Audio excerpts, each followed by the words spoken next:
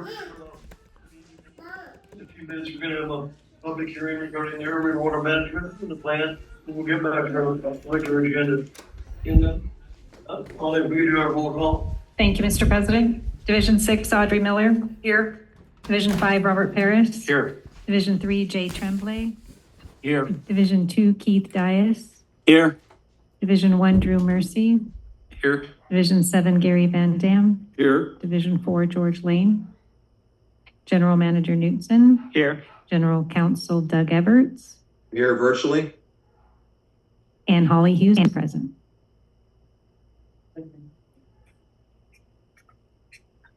Voluntary public roll call. Anybody who's listening in, like to address the board, we'd like to hear from you.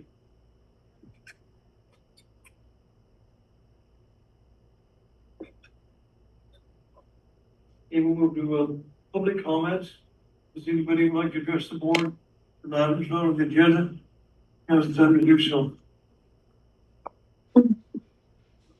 White Fence 3. White Fence 3. My name is Debbie Dino from Palmdale Water District, and I'm actually here. Welcome, Debbie. Thank you. On behalf of Palmdale Water Districts for inviting you to this Saturday, our H2Go Walk Run. I don't know if our PR department has already contacted you, but I took the initiative and I'm out there inviting people. It's our first time. It's at the Lake Palmdale, and we are having a 5K run. I would like to personally invite you as guests because I'm not running and I'm not walking it, but I'm going to be the greeter. So right now, as of yesterday, we have 350 applicants that have signed up for our program. So I have flyers here. I will leave them with Holly and would love to see you guys come out and support the community and support the employees that are running in the race. I don't know if Dennis is or not, but we've challenged him. But it's going to be kind of fun and first time we're ever going to do it, and we're going to continue to do it. So thank you. Thank you, Debbie. Recording in progress. Just leave the flyers, please. Thank you. All right, thanks. Okay, moving on to the next item, item number 6, adoption of agenda. We need a motion and a second. So moved. Dr. Miller. Second. Dr. Van Dam. If there's no further questions, Madam Secretary. Audrey Miller. Yes. Robert Paris. Yes. Jay Tremblay. Yes. Keith Dias. Yes. Drew Mercy. Yes. Gary Van Dam. Yes. George Lane. Yes. Thank you. Move on to the calendar, and then again, it's pretty straightforward. Need a motion on that. Mr. President, I move approval of this consent calendar. Dr. Mercy, a second. I'll second. Did I beat you? Dr. Miller, give you a motion second. No further questions, Madam Secretary? Audrey Miller. Yes. Robert Paris. Yes. Jay Tremblay. Yes. Keith Dias. Yes. Drew Mercy. Yes. Gary Van Dam. Yes. George Lane. Yes. Good, yeah, thank you.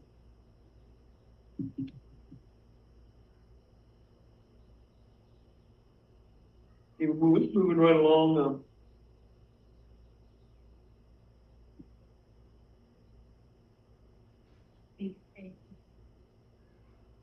Okay, planning and Alabama State Water.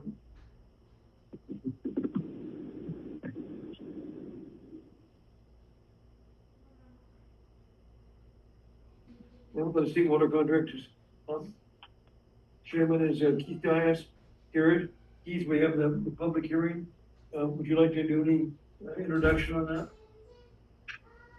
Yes, thank you, Mr. President.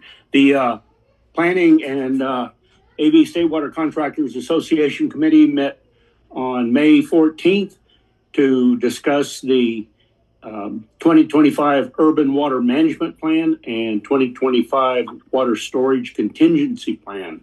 And at this time, I'd like to ask our General Manager Knutson to present this item. All right. Thank you, Director Dias. Good evening, Board. So, as you know, you saw a preview of this plan a couple weeks ago with a presentation from Rob Morrow with Water Systems Consulting. And we have Rob Morrow on the phone this evening to go through the very similar presentation tonight. But tonight, this actually serves as a public hearing required by the Water Code for this item. requires that we have a public hearing before adoption. So at this time, Mr. President, I think we need to go through the process and formally open the public hearing, and then we'll do the presentation. No, at this point, we're gonna need a motion, in a second, to start the public hearing.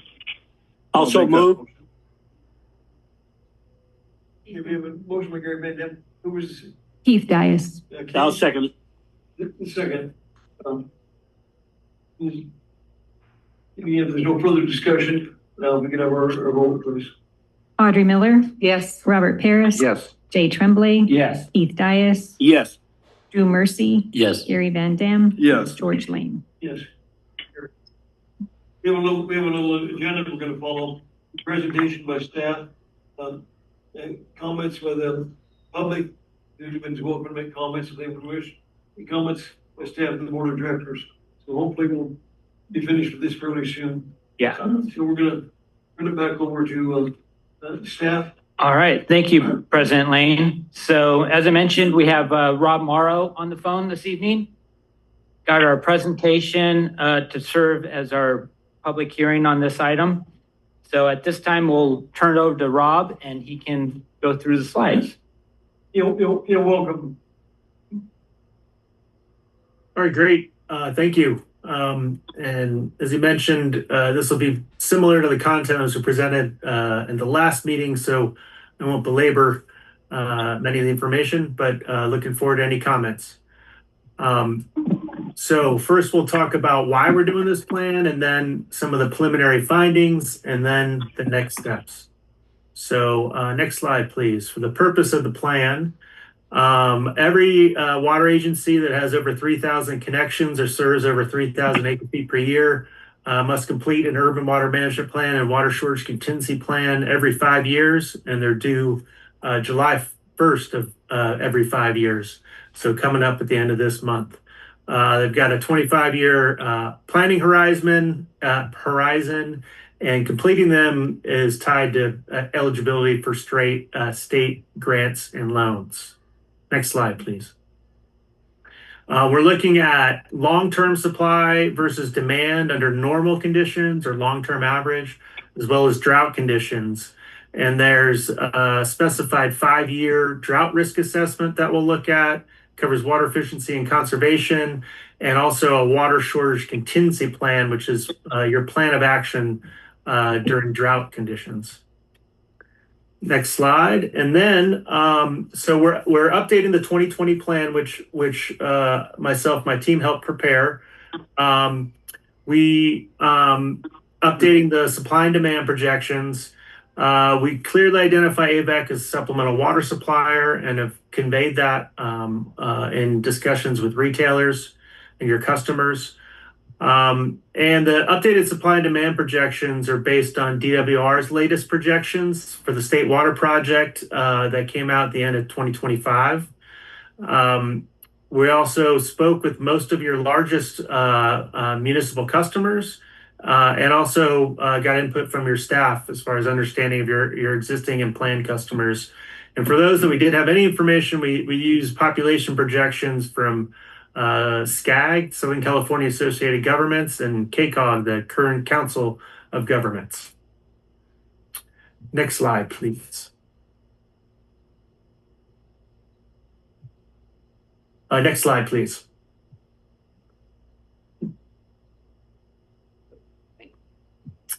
All right, so these next few slides talk about supply and demand. So for demands, as I just noted, we spoke with your largest customers, and our demand projections for imported water from you are aligned with the projections that each of these are using in their urban water management plans, with Los Angeles County Water Works being your biggest customer. We've also accounted for new or increased demands coming on in the next few years. And then Tejon Ranch, we just specified some assumptions there to use for build out. We're assuming the Centennial development is built out by 2050. And then again, for other customers that we didn't have, we had very limited information. We just used growth projections based on population.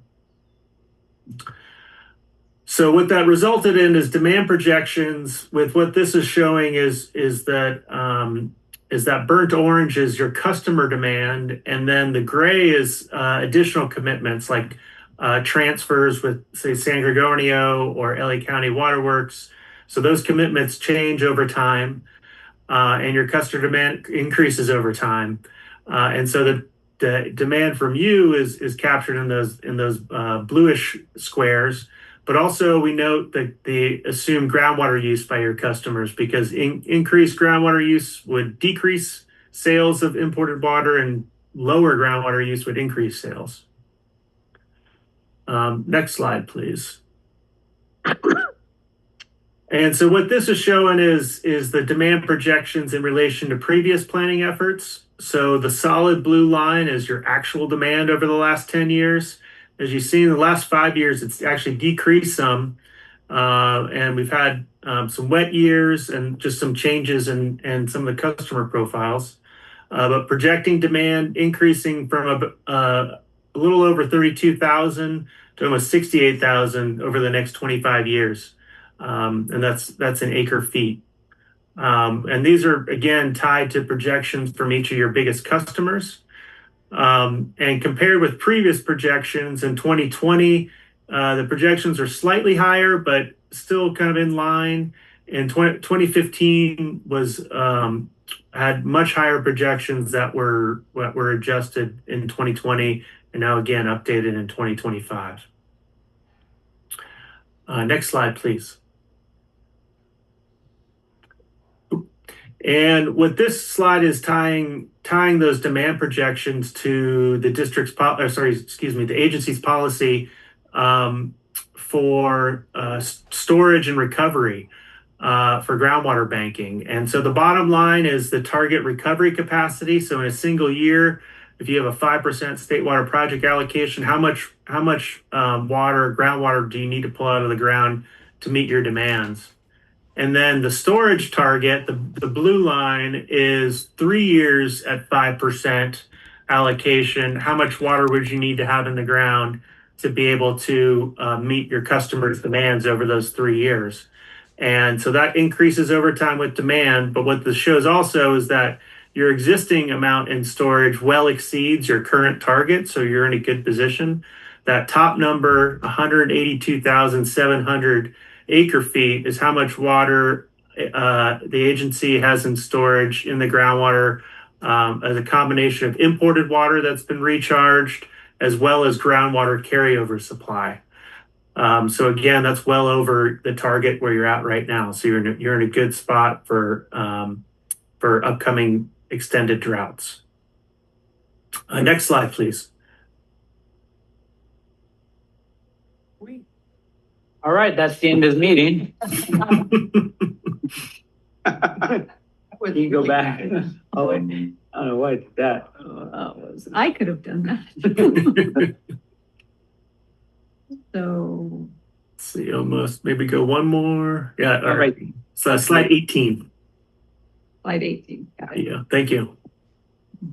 And so now these next couple slides are transitioning from demand focus to supplies versus demands. So our supply projections are again based on the latest projections from DWR for the State Water Project, which is that long-term average yield would decrease from about 55% of your Table A contract amount to 50% over the next 20 years. And then we've included your groundwater production rights, as well as your rights that come from imported water return flows based on the last few years. I'll just note that would go up over time, but we've kept it firm just to simplify the analysis. And then non-state water, 1,700 acre feet, in this case, nickel water, and that contract agreements through 2042. Next slide, we'll be comparing long-term supply versus demand. Next slide, please. And so again, those blue squares are your demands, and then the stacked bars are your supplies. So you're in a very strong position as of today, and even 25 years from now, your long-term average supply exceeds your projected demand. So even a conservative demand projection, conservatively high, you're in a good position long term. But of course, it's the managing the ups and downs that is key. And so the next few slides look at drought conditions. So next slide, this is a single dry year. And in the modeling that DWR did, they projected a single dry year would decrease, the lowest allocation potentially to happen would decrease from 6% today to 2% in the future. So that's why those burnt orange State Water Project Table A bars are very small. You've got your groundwater supplies and you've got your non-state water project, and the balance is filled with pumping from groundwater storage. Again, that's stored imported water and your carryover groundwater rates. And this yellowish, light yellowish, goldish bar is the amount of water you need to pull out of the ground to help meet demand in those single dry year conditions. And so then next we looked at, well, what if we have a 5-year drought? And this is looking at the 5 lowest years of allocation in the 100 years that were modeled by DWR. And they end up averaging 15% allocation over 5 years. And just as you've set up, we've got the same supply mix here, and that lightish yellow is again when you're pulling from your groundwater storage. What the bar or the line going along the top is showing of what the balance of your storage is over time. So this is assuming, this is a little bit simplified, it's that 182,700 of acre feet in storage gets drawn down by about 100,000 acre feet over 5 years. So this is saying if tomorrow we enter a 5-year drought, the most extreme that's projected by DWR, you would still have water in storage at the end of that period based on where you are today. So you're in a strong position to head into a drought. Next slide, and then we did that going forward, and as demands increase, the demand, the use of the groundwater storage increases. And what this is showing is that, again, you're in a good position for the next 20 years or so. But in the outer years, as demand increases, the policy of having enough in storage for 3 years at 5% becomes to come up a little short. But again, that's 20 years from now. So that's something to revisit in upcoming years. But in the foreseeable future, based on what we know, you guys are in good shape for, again, a 5-year drought for the worst case that DWR is predicting. So that's the supply versus demand. And next steps are conducting this public hearing today. There's separate agenda items for the adoption of the plans. And of course, we've got public comment and board comment as well. And then we have a July 1st deadline to submit the report and all its contents to DWR. So thank you. Yeah, thank you much. And again, that was a good presentation, very positive. And we'll move on to number 2, comments by the public. If there's anybody in the public has any comments, now's the time to hear from you.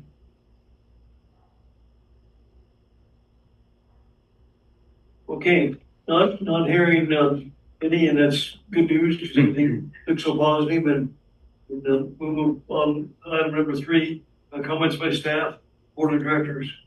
We'll turn it back over to staff. Yeah, so just a shout out to Rob Morrow and the team over at WSC that put this plan together. Also for staff led by Justin Livesay, Tom Barnes, and Kyle Wright. The 3 of them worked closely together on making sure this plan was completed. And like George said, it's very positive. We're in a great position, even assuming the very conservative projections on increased demand within our service area, with AVAC's bank supplies and groundwater supplies, et cetera. We're in a really good shape. So with that, I think we're ready to seek input or comments from the directors. Okay. Any comments? So I had one question on that steel mill. Was that the steel mill there that's being built out of Roseman? Yeah, and kind of near Mojave, between Roseman and Mojave. Yep. Yep, Pacific Steel Group. And they're projecting about 500 acre feet a year. Isn't it 800 something? Or 800 total. Yeah, they showed I think 850 they showed. Yeah, it's gonna fluctuate over Yeah. over the years. When was that coming online? It's being constructed now. I'm going out there to talk about it. We'll come back and report, tell us when you're gonna open. It'd probably be neat to get a tour of that facility once that'd be it nice. comes operational. Were they putting in any, temporary wells? I think you said they weren't. They were gonna. No, they have a on-site storage tank and they have a turnout from AVAC. Yeah. So And I drove by there today and there's skeletons going up of the framing. Right. So it's good to see it's underway. yeah. Yeah. George, could we set that up for Yeah, it'd be nice to do if we can. Yeah. Anyways, any other comments? So we're in very good shape, some of that long-term planning on AVEX part. Some of it's a little luck by what we got from the state, a little additional water. So if anybody wants to take another couple of minutes in the shower, don't feel guilty. We got plenty of water. Okay, if there's no further comments, Mr. President, I'll just say, it's good to see the groundwater storage that we have. We can't always depend on or know how much we're going to get in Table A water. So I'm glad that the agency moved forward with additional banking opportunities here in the valley. So we have water available for our customers. okay, the motion to order would be To close the public hearing. to close the public hearing. Would be in order. We have a motion. I'll make that motion. Well, Director Van Dam, do we have a second? yeah, I'll second Jay, that. okay, Jay. President. Okay, we have a motion and a second. No further comments. Madam Secretary?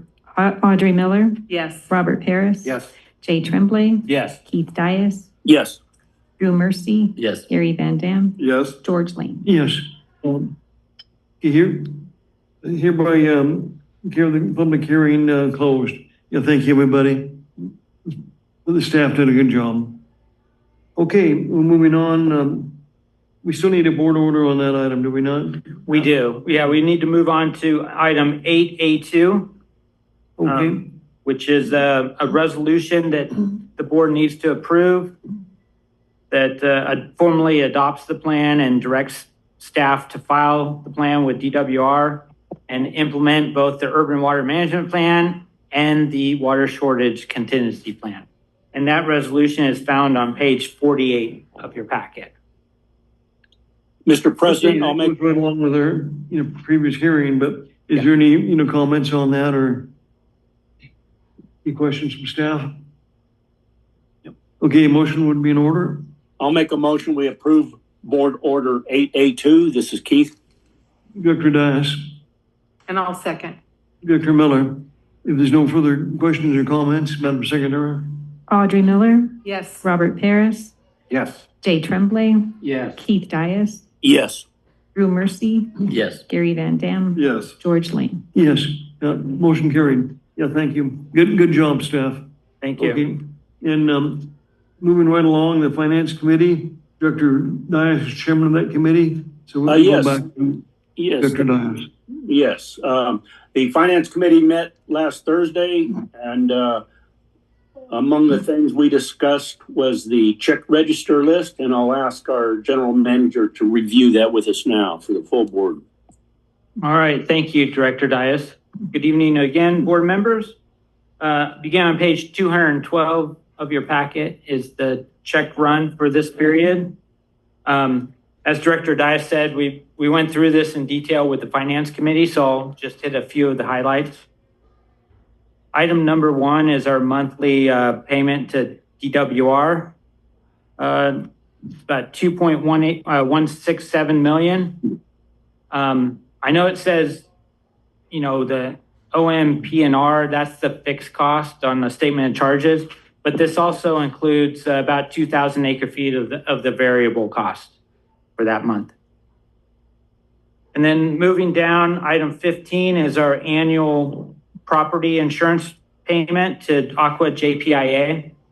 That's just under $300,000 for the year. That's up about, I think it was about 5% from last year's expense. Some of that increase was prior to fine tuning the assets that we have on the insurance schedule.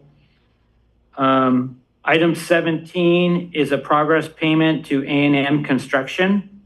They're performing the asphalt repair and recoating at 3 of the facilities: Acton Water Treatment Plant, Eastside Water Treatment Plant, and the Westside Water Bank.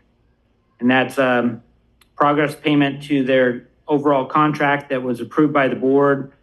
It's a little over $40,000. And they're doing a pretty good job on that work.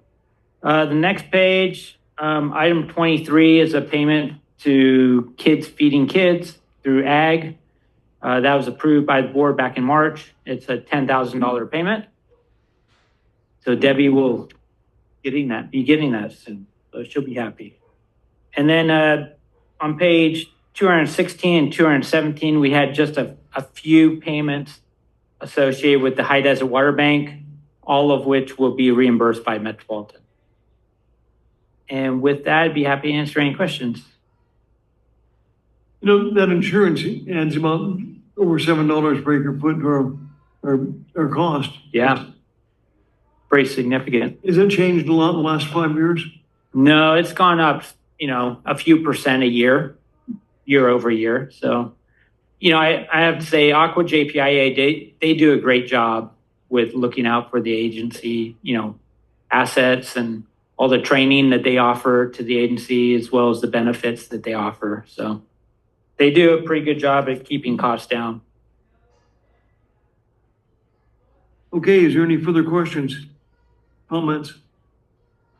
Now, one on number 15 with 299,000 was board approved. Property program renewal. ACWA. Yeah, that's the one we were just talking about. Yeah. And, that it says board approved because the board approved the policy quite some time ago with Aqua JPIA. And this is just the annual cost associated with that. Is that yearly when you say annual? Yeah, once a year. Okay, thank you. Yeah, but we also, just a reminder, we also do our workers' comp that's paid quarterly through them, and the health insurance. Yeah. And then the general liability, which covers errors and omissions for directors. Matt, does that conclude you? It does, yeah. Keith, are we ready for a motion? Yes, we are. In fact, I'll make the motion on board order 8B1. We have a motion by Director Dias. Second. Second by Director Van Dam. There's no further questions or comments. Madam Secretary? Audrey Miller, Yes. Robert Paris. Yes. Jay Tremblay, Yes. Keith Dias, Yes. Drew Mercy, Yes. Gary Van Dam. Yes. George Lane. Yes, motion carried. Thank you, good job. And the next item that the Finance Committee wants to bring to the full board is the fiscal year 2026, 2027 treatment chemical supply proposals. And I will ask Operations Manager Bozigian to present this report. Thank you, Director Dias. Good evening. So every year, part of our new fiscal budget is treatment chemicals for the new fiscal year. Just a reminder, we use 3 main chemicals. We use aluminum sulfate for coagulant. We use 12.5% sodium hypochlorite for disinfection and zinc orthophosphate for corrosion control. We also use liquid oxygen for ozone generation at all the facilities, all the plants. And we use carbon dioxide for pH control at Quartz Hill. The CO2 and the liquid oxygen are bid every 5 years, not every year, because the companies have to bring in a lot of tanks and evaporators, and it just wouldn't make sense to do that every year. But annually we do bid out these 3 chemicals So we send a request to about 20 different chemical companies. Some are very small, some are pretty large. And we always seem to get the same response from the big ones. The little ones just can't compete. So what we do is we look at about 40,000 acre feet treated, 15% groundwater, 85% surface water. And of course that can vary. And the amount of chemical we use can vary based on raw water quality in the aqueduct. So we're just trying to get an estimate of what we think we would use, and we never want to estimate under. So we usually estimate a little bit over. Rob had a good point at the finance. If we write a purchase order to one of these companies for a certain amount based on what we think we're going to use, are we liable for that whole amount? The answer is no. We're only liable for the amount that we order. So, but we want to be, conservative. So we sent out these proposals, and you can see, I think, Holly, we have one slide maybe that shows all the. Oh, we don't have a slide there? Yeah, just refer to page 220 in your packet. Okay, my mistake. All right. So you can see that we received several proposals from chemical companies, and the low bids for aluminum sulfate were Eco Services. We've used them for many years, and we've never had a problem with them. And they bid $645 a dry ton. So the chemical cost is up about 2% from last year of what we paid. So that would be a total of about $934,605. Hypochlorite, JCI Jones, they seem to get it every year. They bid $2.05 a gallon, which is up about 7.5% almost from last year.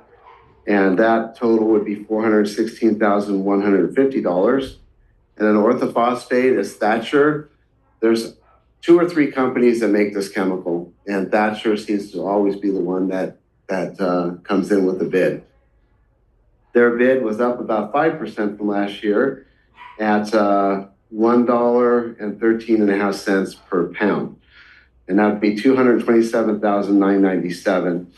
So if we take those numbers and we add them to what we're already paying for the liquid oxygen and the CO2, that brings our estimated chemical cost for the new fiscal year to about $1.9 million. And we would ask for a budget of $2 million just to make sure that we don't go over. And there may be future chemical costs new fiscal year that we don't see. Different things you've all heard about, the golden mussels in the aqueduct. It's possible we may have to treat for that. So we want to leave enough room in the budget in case we have to. Be happy to answer any questions. Yeah, John, what was it last year? The budget last year was also $2 million. 2? Yeah. Did we spend the budget? We did not spend the budget. Teresa is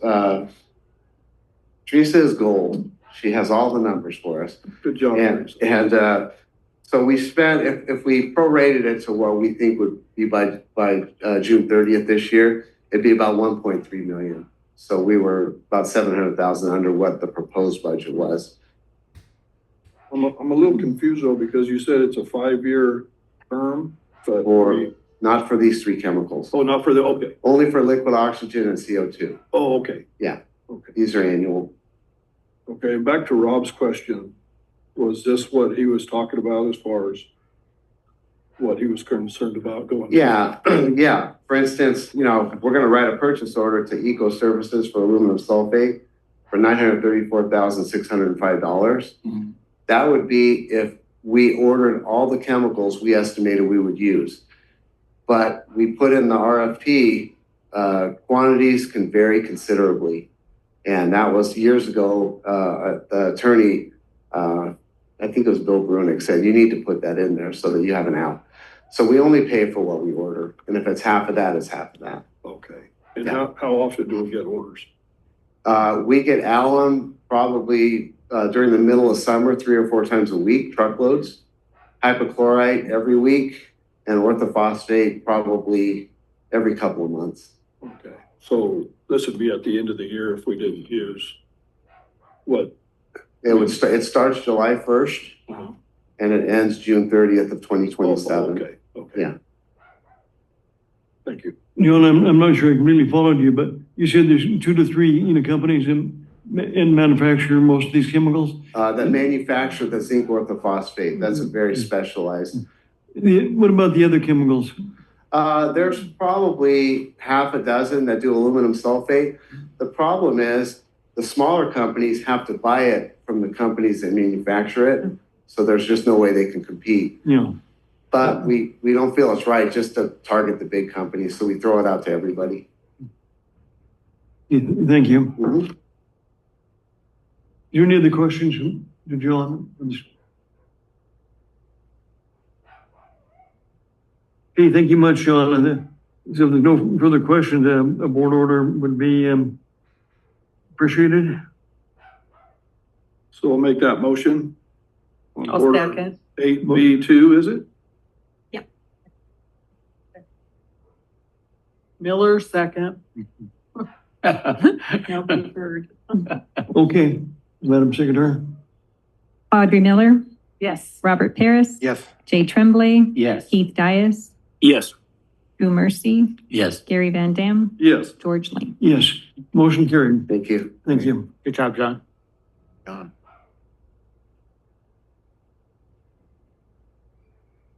And that concludes the Finance Committee report, Mr. President. Yeah, thank you, Director Dias. Okay, we'll move right along to Personnel Committee, and the chairman of that is Director Miller. Yes, thank you, Mr. President. So we did meet and I'm going to turn this over to Mr. Matt Knudsen. All right. To introduce. Thank you. Thank you, Director Miller. So this item, we visit this every year about this time, is consideration of the annual cost of living adjustment to all of the wages throughout the agency.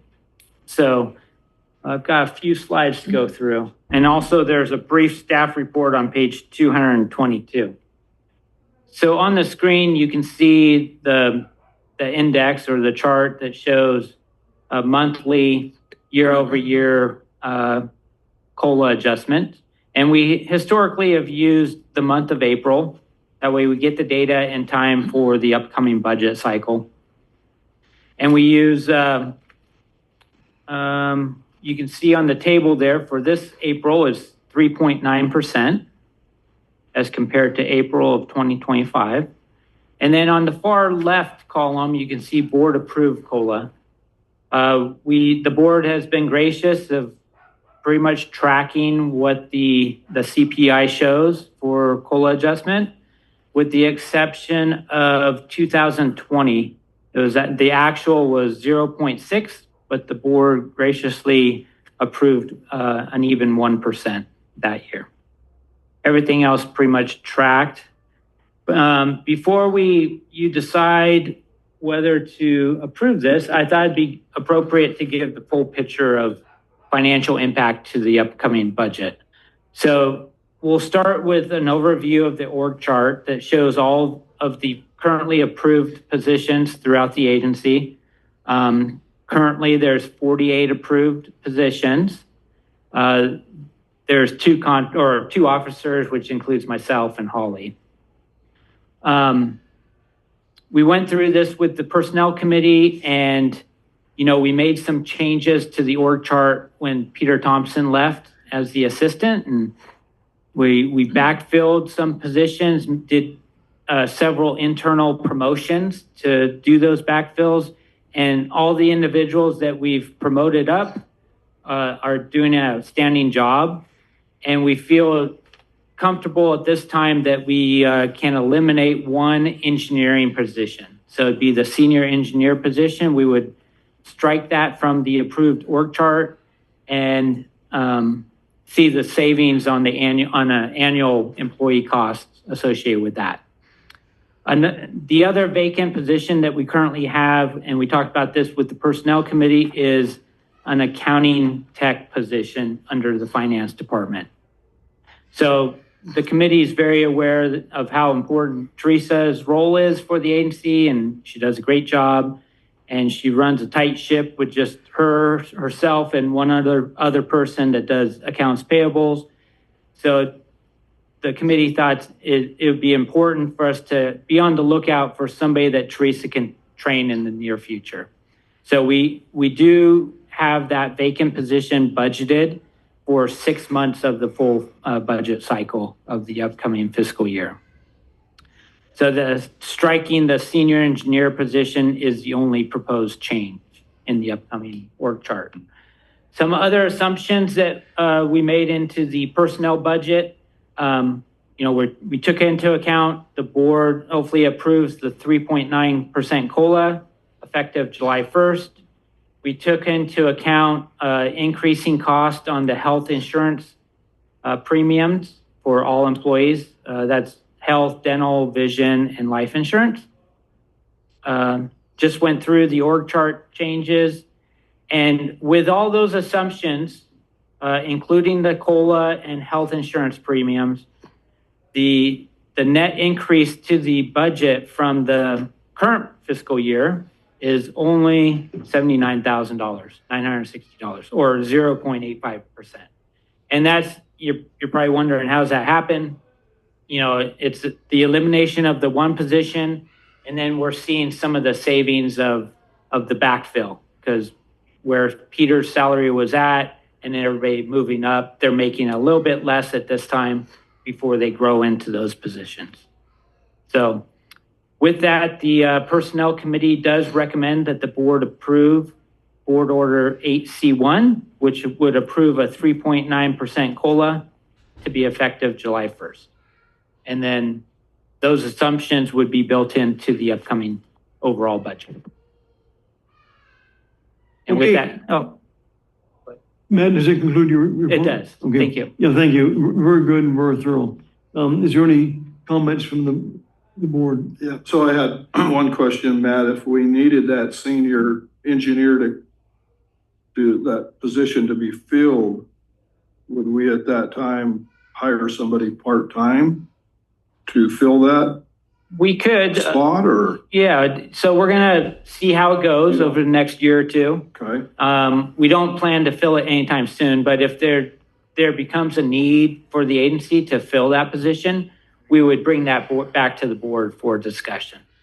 So, and we could look at, so at any time. part-time or outsourcing it. Okay. Yeah. At any time we could go back and Yeah, fill that. correct. Thank you. Yep, thank you. Okay, is there any other questions or comments? Mr. No. President, I'll move on 8D1. We have a motion. Wait a minute, what am I on? I'm on 8C1. 8C1, and I'll second that motion on 8C1. We know what you were talking. Okay. Madam Secretary? Audrey Miller, Yes. Robert Paris. Yes. Jay Tremblay, Yes. Keith Dias, Yes. Drew Mercy, Yes. Gary Van Dam, Yes. George Lane. Yes. Motion carried. All right, thank you. Again, good job. Thank you. That's all I have for personnel. Okay, now moving right on, Audrey, the water rates, you're chairman of that, so go back to you. Yes, Water Rates and Capacity Fees Committee met, and is Justin going to do that presentation? Yeah, we're gonna tag team it. So I'll start off and then Justin Okay. will do. It's all yours. All right, thank you again, Director Miller. So this item is information only. We're going to present a draft of the 5-year financial plan and 3-year water rate adjustment plan. So the committee did not want to get too far ahead of the board having input into the process. So we thought we would present some preliminary information this evening before we have a meeting with all of our customers, which is scheduled for next week, and then formally adopt a 3-year rate plan as part of the budget in mid-July. So again, this is information only. Some of this you've seen in the past, but it's a good reminder for everybody. And we'll start with the mission statement of AVAC. I think we all know what it is, but right in the mission statement, talks about AVAC being cost effective and efficient in our operation. So it's always a good reminder, everything comes at a cost, and be aware that everything that we do has an impact on the water rate or the tax rate, which impact our customers and taxpayers in the valley. Also a reminder that AVAC is a pass-through and cost recovery agency. So all the money we have is money collected by the customers and taxpayers.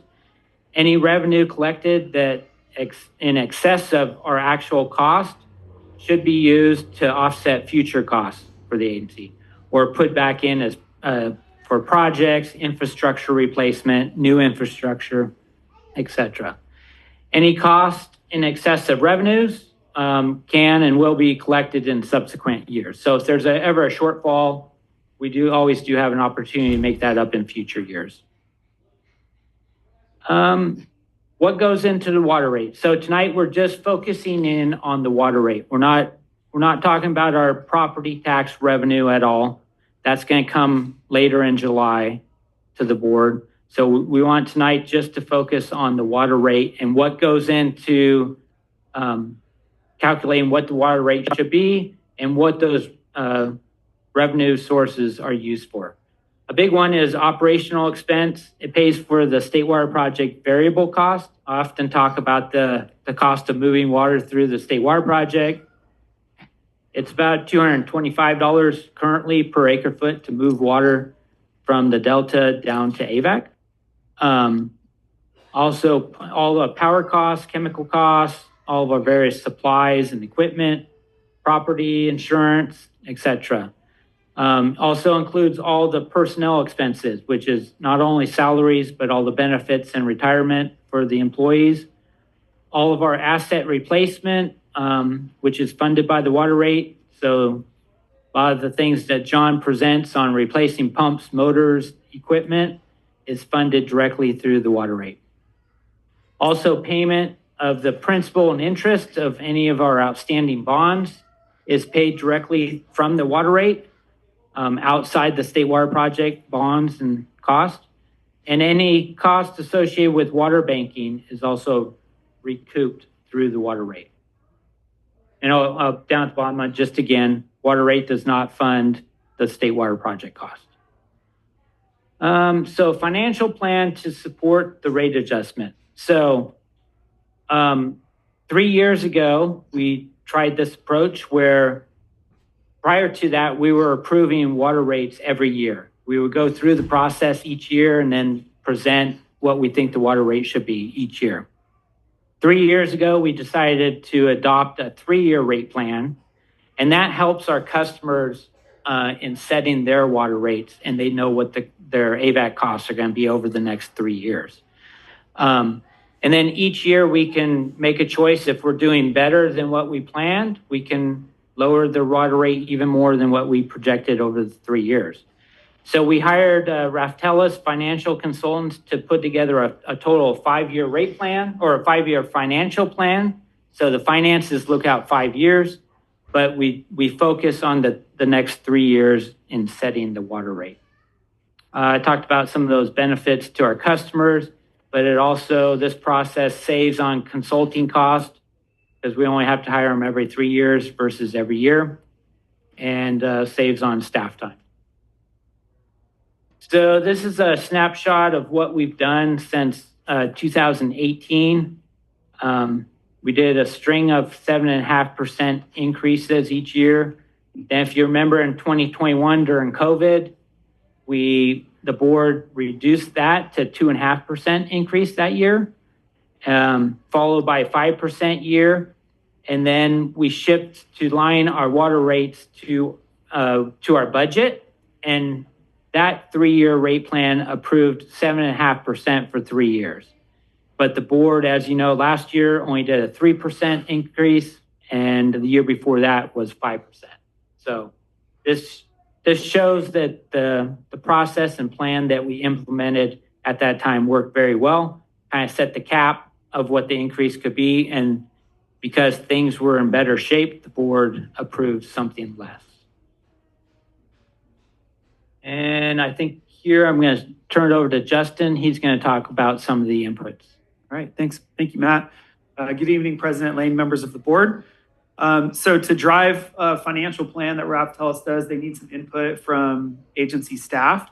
So we provided them with some information, including the 2025-26 budgeted revenues and expenses, our existing debt service schedule, which includes the updates to the new debt service in accordance with the 2026 refunding bonds. Includes our 5-year capital improvement plan and planned expenditures there. Includes our current reserve balances. And they take into account AVEC's established financial policies, including our reserve targets and our debt coverage requirements required by our bonds.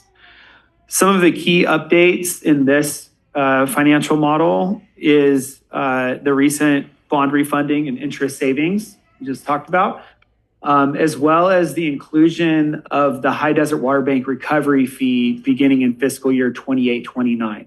So as we get closer to wrapping that project up, we've got a little bit better certainty over the operation of that project. And Edison is planning on being complete July 2028. So we thought it would be appropriate to begin including that recovery fee. And that looks like about $2.8 million by that time. So that's been included within the plan. Okay, good. Next slide. So some of the outputs that we aim to achieve from the plan are our cash flow projections for each of the 5 years, what our reserve balances will look like projected over those 5 years, and then what revenue adjustments would be needed in order to maintain a good cash flow and reserve balance, taking into account all of our planned expenditures and costs. Then that updated financial plan results, as Matt said, it looks out 5 years, and we use that plan to look at the next 3 years for setting our water rate. Next slide, please. So some assumptions obviously are needed to be input into the model as well. So we're fairly conservative with these assumptions, but we assume no new water accounts, so no new customers coming to the agency. A 2% annual increase in property tax revenue. The High Desert Water Bank recovery fee is inflated at 3%, which is consistent with our agreement with Metropolitan Water District. So those further revenues. On the expense side, annual cost inflation is applied to. What's the 3%? That's on the revenue we receive from Metropolitan associated with the recovery fee for the High Desert Water Bank. As far as inflationary costs that would affect our expenses, general costs are inflated at 3%. Personnel costs are inflated at 4% per year. Water purchase, delivery, and treatment costs are inflated at 5%. And capital improvement projects, the construction costs of those are inflated at 3% per year. In the financial model, we're assuming we sell 35,000 acre feet per year. And we're assuming the cost of SNP Phase 2 to be $50 million, which is consistent with our most recent cost estimate. We have 2 versions of charts later on in this presentation. One assumes full cash payment for SNP Phase 2. And we've got another chart that we thought it would be good to include, which includes if we were to receive the $30 million grant funding for SNP Phase 2, what that looks like. So we wanted to show both. Next slide, please, Holly. Thank you. So our financial policies I mentioned are included within the financial plan. One of those policies is our debt coverage ratio, which is required from our bonds. Our required ratio is 1.1, but our target ratio is 1.75, so well above that. We obviously don't want that to dip below 1.1 or we could get in trouble with our credit rating. And then we have a reserve policy, which establishes both minimum and maximum targets. The chart is there, or the table, which includes those. The bottom line on there is shaded or colored orange. That's the State Water Contract Reserve, and that's funded by property tax revenue. So we won't be including any charts related to that in the presentation since that's not rate funded. But we have an operating reserve which the minimum and maximum targets are the same, 12 months of our annual budgeted operating expenses. We have a drought contingency reserve. On the minimum target is 7% of our annual budgeted water sales revenue. And the maximum target is 20% of our annual budgeted water sales revenue. We have a capital improvement and replacement reserve. The minimum target is 1 year of our capital improvement plan costs, and the maximum is 5 years of capital improvement plan costs. And then we have our post-employment benefit liability reserve, and the minimum and maximum targets for those are both 100% of our OPEB liability. So if we sum those four up, then that would generate what the minimum target and the maximum targets would be in any given year. So we get into what our proposed rate adjustment would be for the next 3 years. And as Matt said, the committee recommended we present this to the board before we get too far out ahead of anything and before our customer meetings. And the committee was supportive of a 3% rate increase for each of the next 3 years. The first set of charts here are showing what the projections are looking like with no grant funding for SNP Phase 2. And I'll walk you through the chart on the left first. That's our capital reserve or our operating and capital reserve policy chart there. The top dotted blue line would be our maximum, our target maximum for that reserve fund. And then the dashed red line would be the target minimum based on the table that we just walked through. The green bars indicate the projected balance in that reserve fund in each of the 5 years. So assuming paying cash for $50 million towards SNP Phase 2, this shows with a 3% rate increase each of the next 3 years, we maintain our reserve levels above the minimum target established by our policies. On the right-hand side, we have our debt coverage ratio. The purple line indicates our minimum coverage, 1.1, and the green line is our target coverage, 1.75. You can see across all years, we're well above our target ratio when it comes to debt coverage. Yeah, Justin, what was the total cost estimated for the SNP? $50 million. That's pretty close to what, I think it was 64 million for all of the treatment plants. The bond issue was passed. Yeah. And the pipelines. Mm-hmm. Should have built it down. Yeah, right. Yeah. So next slide shows all the same information, but like I said, with if we were to receive the $30 million grant funding for SNP Phase 2. So obviously, as you would expect, everything looks a little bit better in that case. But with 3% rate adjustments each of the next 3 years, the reserve balances are a little healthier in these cases, but in at least the first 3 years, we're in between the target minimum and maximum for our reserve policy. And again, debt coverage ratio still looks good in the case we receive the grant as well. So I'm happy to answer any questions on those charts, but if not, Matt can go through kind of our next step. One thing I hadn't heard any discussion about, we're seeing what we need, and that's fine, but we've got to see what the market will absorb too. And we can price whatever we want, but if people don't buy the water, and we've lost some customers. Yeah. So there needs to be some consideration given to that. Right. Yeah, I agree. So I had a question. At any time, then we could go back within the 3 years and raise those rates. We're really not locking them in at the 3. Yeah, there's nothing legally that says we're locked in at 3% for the next 3 years. This is more of a planning tool to give our customers some idea of what they can expect their wholesale rate being over the next 3 years. Right. If there's some catastrophe or major shift in market or whatever, we could always renotice to our customers, give them ample notice and have another hearing to increase the rate above 3%. Okay. But, being that AVEC has done such a great job with building reserves, I mean, it would take something major to go through that.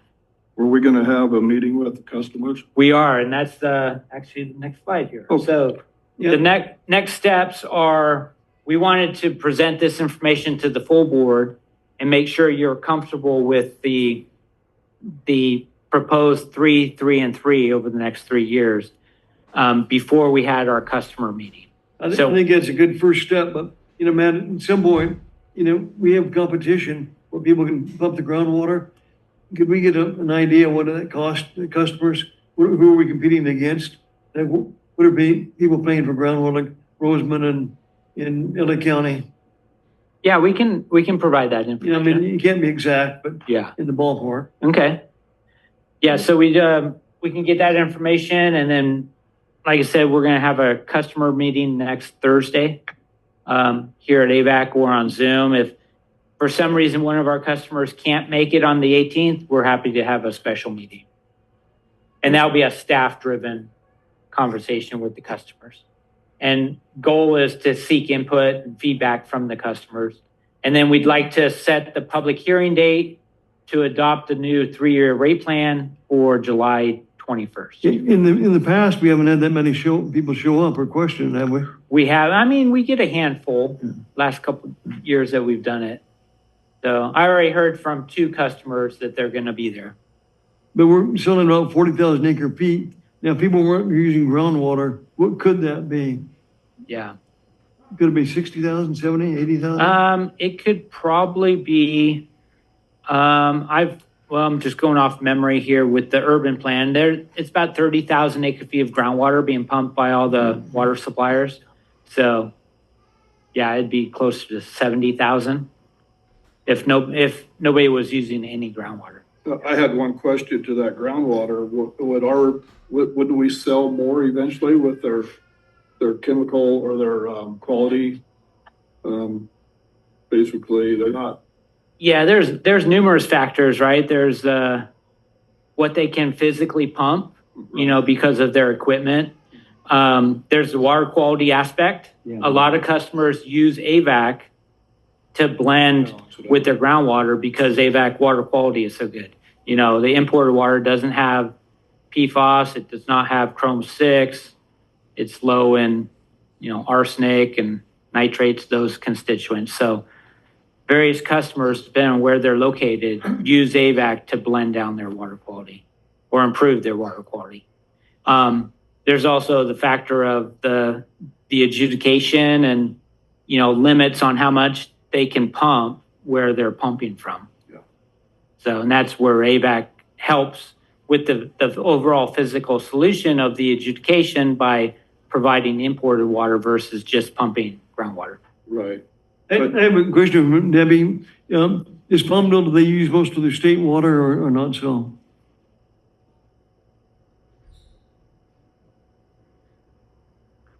Yeah, back in Tell them you're new. I do that all the time.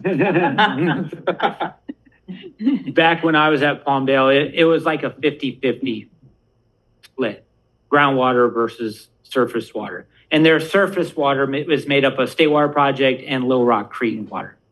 Yeah, I know in the judgment, Rob might know this, in the judgment, didn't Kumar have a 30-70 split on groundwater compared to state water, AVAC water? I believe they could only pump 30% of their water needs. I'll have to make the same comment Debbie does. Yeah. Director Van Dam, I think you're referring to there's a rule in the judgment that LA County Waterworks had to buy 70% of their demand There you go. from AVAC. That was it. That was only during the ramp down period. So those 5 first 5 years. Okay. Yeah. Palmdale fall into those same. No, it was only LA County Waterworks. Oh, Yeah, and Mr. President, if I may, I think by us keeping the rate at the 3%, if possible, that's more attractive than raising it all the way up to 7.5 if we don't need to. And we should be able to sell more water at a lower rate, I would imagine. Good recommendation. Is that a motion? I will make it a motion. Well, we're not, We don't have a we're not, Okay, we don't have to approve the water rate tonight. We're simply getting feedback. And then Okay. the next item is 8D2, where we're setting the public hearing for July 21st. So can I move on that? You can. So I'll move on setting the public water rate hearing for July 21st, and it's going to be at 5:30, right? Correct. Yeah. What time is the one on the 18th? It's 11. It's 11. o'clock in the morning. Oh, 11. Yeah.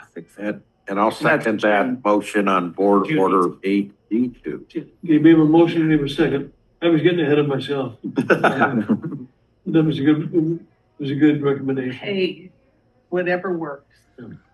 Okay, if there's no further questions or comments, Madam Secretary. Audrey Miller, Yes. Robert Paris. Yeah. Jay Tremblay, Yes. Keith Dias, Yes. Drew Mercy, Yes. Gary Van Dam, Yes. George Lane. Yes, motion carried. Hey, good job, everyone. And moving along, getting towards the end of our agenda, general manager's report, water supply projects and programs. Yep. Matt? Thank you, President Lane. So we're going to start with Tom Barnes coming up and giving a water supply update. And the focus with the presentation is to show how much surplus water we're going to have in 2026 and get the board thinking about what we want to do with that surplus water. So take it away, Tom. Hey, Tom, Good evening, President Lane. How are you? hanging in there. Good. Good to see the rest of the board too. Just want to give one slide on State Water Project tonight, so it'll be a little shorter. I do want to focus on the reservoirs, the wet water this year, because our snowpack has been so dismal. But this is really what the Department of Water Resources is relying on, this water here to get us through the summer. So we have Lake Oroville, pretty much very close to capacity at 97% of capacity. We're sitting well above the historical average too, at 118% of historical average. So we're in very good shape. Very similar, the chart there on the top left shows that we're very similar spot we were last year actually. And so we're moving into the summer in a good place for Lake Oroville. We will start to see obviously that decline as the summer months come into play. Also to San Luis Reservoir, the bottom left chart there shows that we're also above historical average, 108%. We're at about 73% of total capacity, so still sitting just above average, but in good shape for San Luis Reservoir for this year. And again, this we'll rely on for these summer months coming up for water supply. Okay, next. As we turn our focus more towards the local picture, stored imported water and groundwater supplies. The top left bar chart just shows the historical stored imported water that we've had. This is basically our bank account in our water banking sites, all of them. We are currently, as we reported in the urban water management plan, we're sitting above 155,000 acre feet in available balance as we started this year.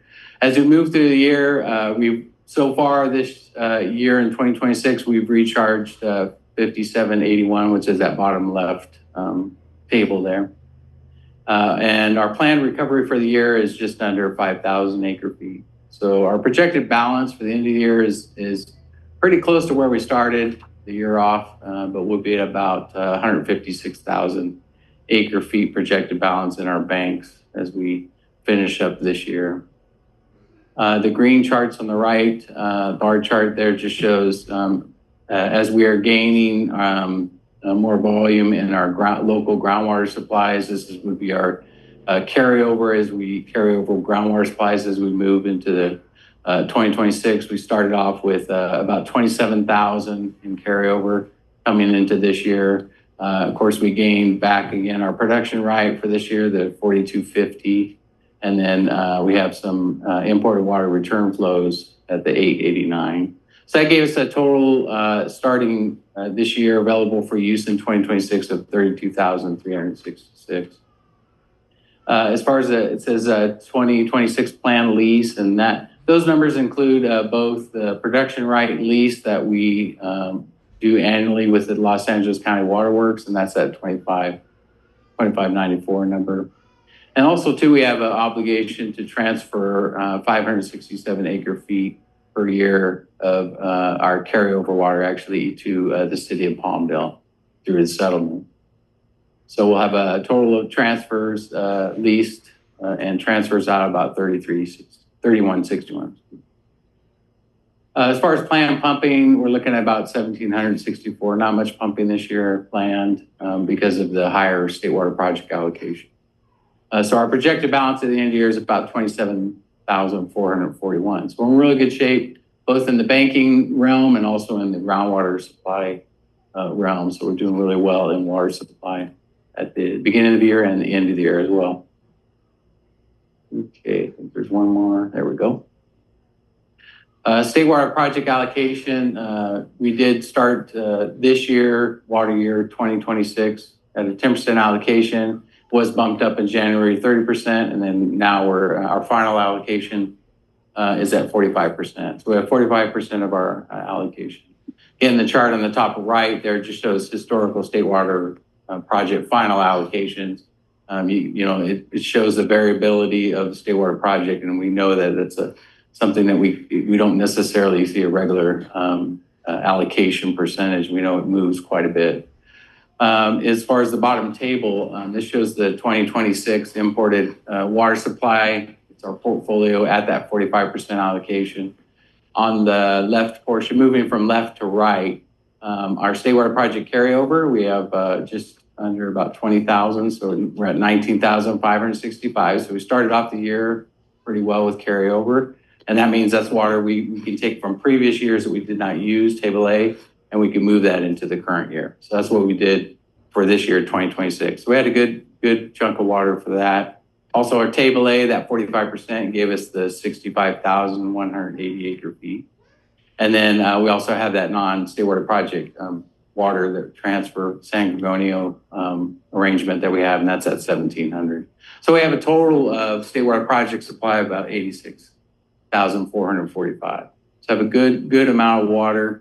No return obligations as we move to the right there, that next column over. Return obligations to Avek. In other words, water coming to Avek. We don't have any water from other state water contractors coming to us. We do have some obligations in regards to return of transfers. So we have just over 5,000 acre feet that we will return this year, estimated to fulfill obligations that we have to other state water contractors and customers. Estimated direct deliveries to our customers, this would be through the treatment plants and a couple other small locations, just under the 28,000, what we're anticipating for estimated direct deliveries to our customers. Deliveries banking to date so far, as that's shown on the previous chart there, we're at 5781 is what we have banked. That means what we've recharged, brought into our banks this year so far to date. What that leaves us with at the end of the year is 35,000 acre feet that we're planning to leave in San Luis in case we do get one of those variable years where we have a very low allocation coming into 2027. We'll have a good amount of water in San Luis Reservoir so we can protect ourselves against a heavy drought. So we'd like to keep that amount in there. So we have 35,000 acre feet planned to stay in San Luis at the end of the year. What that leaves us with is that far right number, the 12,678, and that is estimated surplus. So we would, as Matt had mentioned, we would like to get input from the board as to what the plan would be for that surplus water. Certainly, we could do what we've done in the past. We could bank it. We could bring additional water into our recharge facilities and have an increase in our overall storage levels. We can also transfer it. We've done transfers with other state water contractors, and we've been able to benefit from that as well financially with the transfers. So we do have, as I mentioned, that we're estimating 12,678 acre feet to do with what we'd like to do. So that's all I have. Any input is appreciated. Any questions? We take those now. I think we need to bank some and sell some, is my opinion.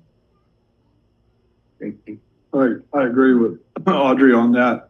What's that water worth? About $400 an acre foot, Matt? Yeah, it's probably pretty close. We won't know until we actively try to market it, but I've seen some other deals just recently were in that $400 range Okay. of transfer of table A. Well, at 12,000 acre feet, we owe 5,000 acre feet to other customers? Or, Yeah, the 12,000 is what remains after all of the, okay. yeah, after. Will that clear us up or not? I thought we did that last year. Yeah, we have different dates where these obligations are due, you know, and so we do have some obligations through 2028 is the next year that we would owe some more water. That's about 800 acre feet we would owe to Little Rock Creek Irrigation District. Yeah, we do. Little Rock Creek Irrigation District, we have one more obligation after this year that we would owe Little Rock. If we have this excess water now, could we contact the people and see if they would want it? Yeah, we have done that, and so I work with them to try to get them to take as much as we can. So we're working hard to try to fulfill our obligations early, so we can get those off the books. The issue is usually is budget. They don't have the ability because they're paying for the cost to bring the water in, so they're not able to take the water at the time. Yeah. So we're doing our best to try to push as much water as we can. Over this next 2 years, actually, we're going to be working hard to continue to fulfill those obligations. On that 500 acre feet that we owe Palmdale, is that part of this water? Yeah, the 500 acre feet is in the 5,052 number. So we're going to pay, we are going to pay back 500 acre feet to the Palmdale Water District. We do still owe them another 2,500 acre feet after that. So we have 800, we owe to Little Rock first, we'll owe another 2,500 to Palmdale Water. Could Palmdale take on more of that water? Yeah, they cannot take more of that. But in fact, they're the ones that we're going to be working hard with this next 2 years to move that water. And then on the 35,000, is that maxed out at San Luis, or we still have capacity? Yeah, it's pretty close to max. I think our contracted capacity is about 36,000. Otherwise, we spill after that. Yeah. Okay. Yeah. And that 35,000, that could change throughout the year. You know, if it starts developing to be wet in the fall, we'll want to do something with, you know, bring that volume down so we don't risk spilling. So there'll be an opportunity, hopefully at the end of the year, to maybe move that water as well. Have we always carried that much over? We haven't. We've been in the 20 to 25,000 range in recent years, but just with you know, all this talk of changing snowpack and hydraulic conditions, it's probably wise to go in with a little bit more water in storage in case it turns dry. Yeah. Okay, is there any further questions from Tom? Tom, good presentation. Thank you very much. Thanks, Tom. Good job. And this item came up at Finance Committee last week. So I'll invite Teresa up, give an update on the U.S. Treasury investments related to our refunding bonds. Thank you, Matt. Good evening, directors. So as you're aware, the 2026 refunding bond successfully closed on June 1st with the all-in true interest cost of 3.02%. So that was pretty good. And we're showing this to talk about the Treasury investments. And as a refresher, in February of 2026, so just this past February, the board approved refunding the 2016 bonds along with the investment of reserves in U.S. Treasuries to ensure that the interest earnings on the reserves held would exceed the interest to be paid on the new refunding bonds. And then in March, the board also approved an amendment to the agency's investment policy to allow for these investments in the treasuries with maturities out to 2037. So all of these investments have been made now, and you see them listed on the screen. So what this is saying, each investment is listed with the maturity date there. We'll take the first one as an example. So the first one will mature June 30 of 2028. Its nominal amount or face value is $3.216 million. The cost, which is what the agency paid for it, is $3.036 million with a yield of 4.053%. So these are sold at a discount. And then when they mature, we'll receive the additional up to the face value. So in total, the agency paid $27.3 million for these treasuries. And as they mature, the agency will receive almost $35.5 million back. And so the average yield on those treasuries is 4.338%. And then going forward, these will be included in the monthly treasurer's report. This was better than we had thought at the beginning, wasn't it? Yeah, so in February, when the board made this decision, the yield was actually 4.1%. 4.1? 4.1%, and we were able to get them at 4.338. So do we now know what our total savings is going to be by doing what we did? So the true interest cost of the debt was 3.02%.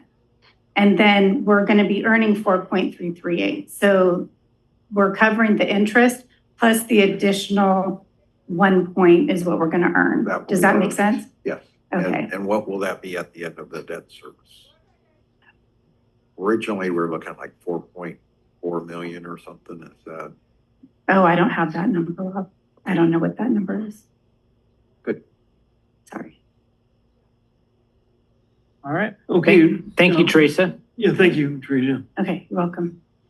And then I have one more slide. Work on all that. You're welcome. I knew that. Yeah, it worked out good. So just some upcoming events. We have the Antelope Valley State Water Contractors meeting this Thursday at 6 o'clock here at AVAC or on Zoom.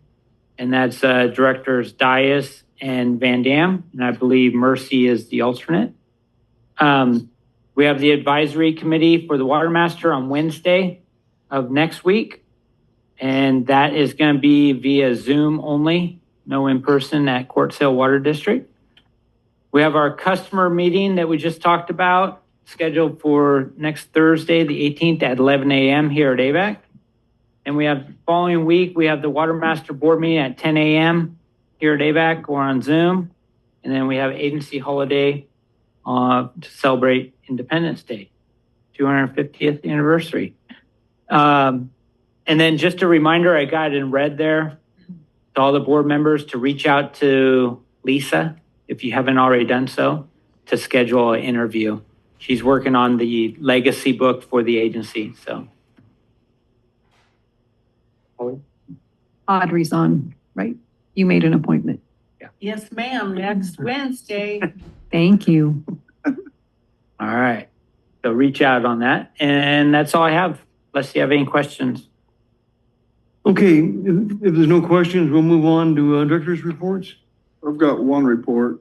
Welcome back, President Lane. Thank you.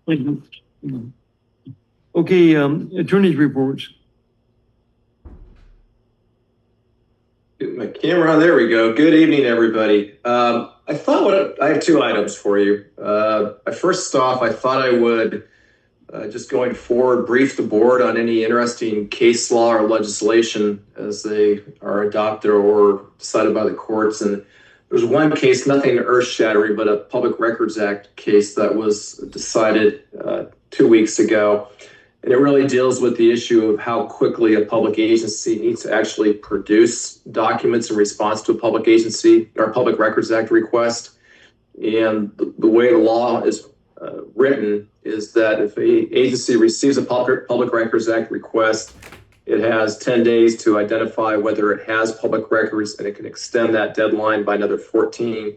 So it has 24 days to notify a requestor that it has records that will be produced.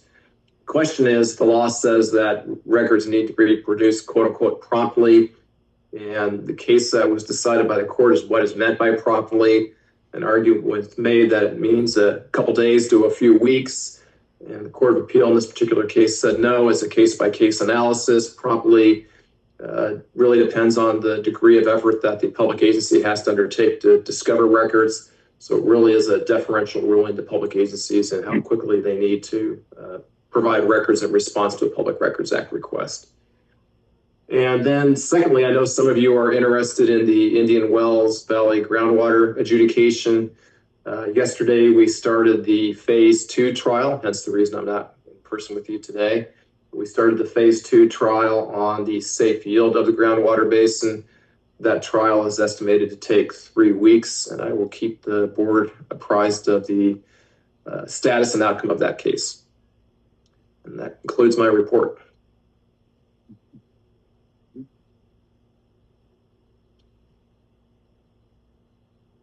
Anything further? No, nothing further.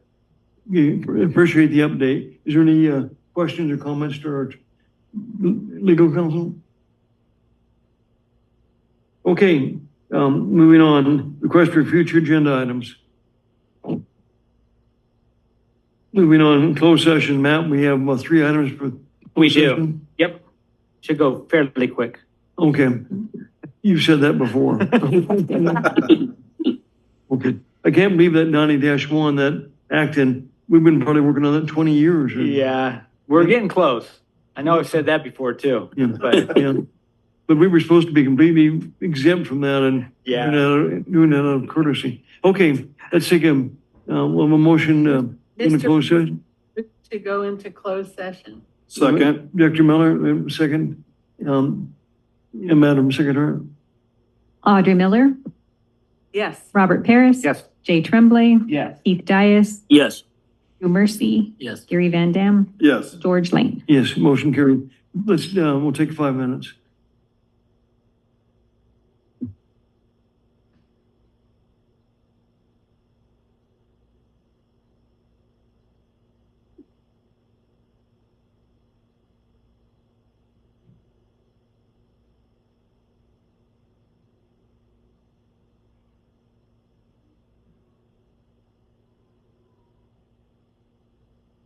Recording stopped.